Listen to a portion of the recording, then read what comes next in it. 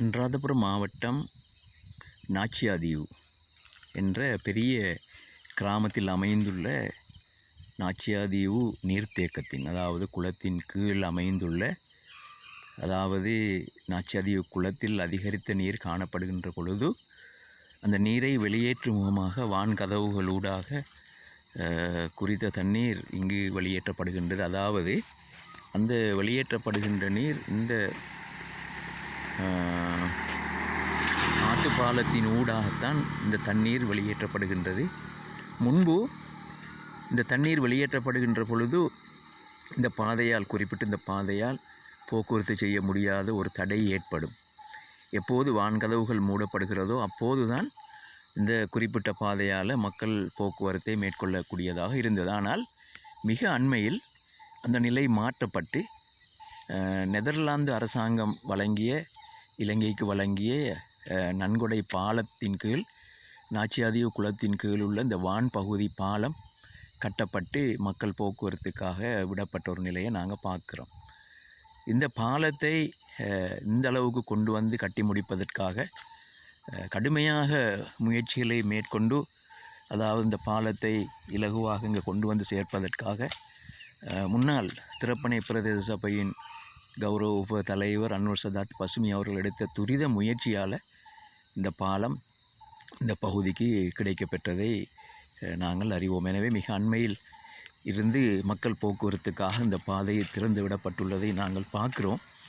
இப்பொழுது இந்த பாதையால் மிக இலகுவாக வாகனங்கள் சென்று வரக்கூடிய ஒரு சூழ்நிலை இப்பொழுது காணப்படுவதோடு மிக பெருமதியான ஒரு நீண்ட பாலமாக இந்த பாலம் இப்பொழுது காணப்படுவதை நாங்கள் பார்க்குறோம். இப்போது எவ்வளவுதான் வான் கதவுகள் திறந்தாலும் எத்தனை கதவுகளை திறந்தாலும் கூட எந்த விதமான சிரமமும் இல்லாமல் மக்கள் இலகுவாக இந்த பாதையினூடாக போக்குவரத்து செய்ய முடியும். இங்கு குளத்தில் திறக்கப்படுகின்ற இந்த நீர் இந்த பாலத்தின் கீழால் இப்பொழுது செல்வதை நாங்கள் பார்க்குறோம். எனவே மிக இலேசாக இந்த பாலத்தினூடாக பொதுமக்கள் பிரயாணம் செய்வதற்கான வாய்ப்பு இந்த பாலத்தின் மூலம் கிடைக்கப்பெற்றுள்ளது. எனவே இது ஒரு பெரியதொரு பெரியதொரு வளமாக இந்த ஊருக்கும் இந்த குளத்துக்கும் கிடைக்கப்பெற்றுள்ளது என்பதை நாங்கள் தெரிந்து கொண்டிருக்கின்றோம். இந்த குளத்தை அந்த பாலத்தை அண்மிய பகுதிகள் காடுகள் நிறைந்த தோட்டங்களாகவும் வளங்களாகவும் காணப்படுவதையும் நாங்கள் பார்க்கக்கூடியதாக இருக்கும். எனவே இதொரு பெருமதியான இந்த குளத்தின் கீழ் கிடைக்கப்பெற்ற ஒரு பெருமதியான வளம் என்றுதான் இந்த பாலத்தை நாங்கள் குறிப்பிட முடியும். இது நாச்சியாதீவு குளத்தின் கீழ் அமைந்துள்ள வெள்ளுப்பாதையில் அமைந்துள்ள அந்த வெள்ளுப்பாதையும் கூட ஒரு காலத்தில் கிரவல் பாதையாக காணப்பட்டது.